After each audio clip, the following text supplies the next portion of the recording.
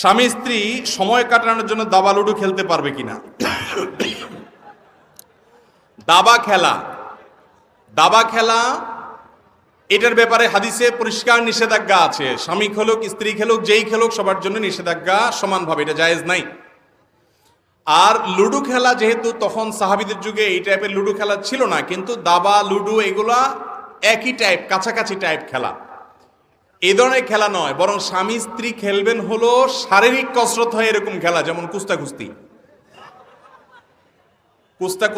কথার কথা বললাম, কুস্তি না, মানে শারীরিক ব্যায়াম হয় সেরকম খেলা।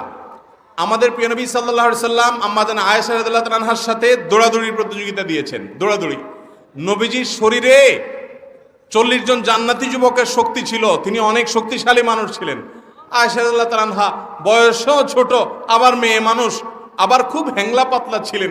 ইফকের ঘটনায় হাদিসে বিবরণ আছে যে তিনি যখন পালকিতে উঠে বসতেন তখনও পালকির যা ভার হতো, তিনি যখন পালকিতে না বসতেন তখন একই ভার হইতো, মানে এত পাতলা ছিলেন। তাহলে একে তো হ্যাংলা পাতলা, আবার বয়সে ছোট, আবার মহিলা মানুষ, আর নবীজি সাল্লাল্লাহু আলাইহি সাল্লাম বয়সে বড়, সুঠাম এবং শক্তিশালী মানুষ, আল্লাহ প্রদত্ত বিশেষ পাওয়ার আছে।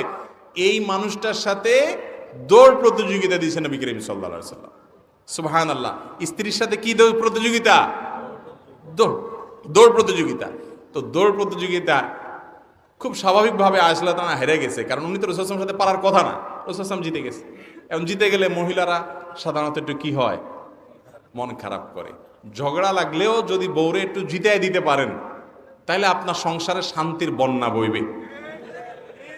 বেকুব পুরুষ যারা, তারা কথায় কথায় বউরে শুধু দমায় রাখে, আর শেয়ানা পুরুষ যারা, তারা বউরে সবসময় জিতায় রাখে, বলে হ্যাঁ তুমি ঠিকই বলছো, তোমার কথা না শুনে তো আমার কপাল পড়ছে।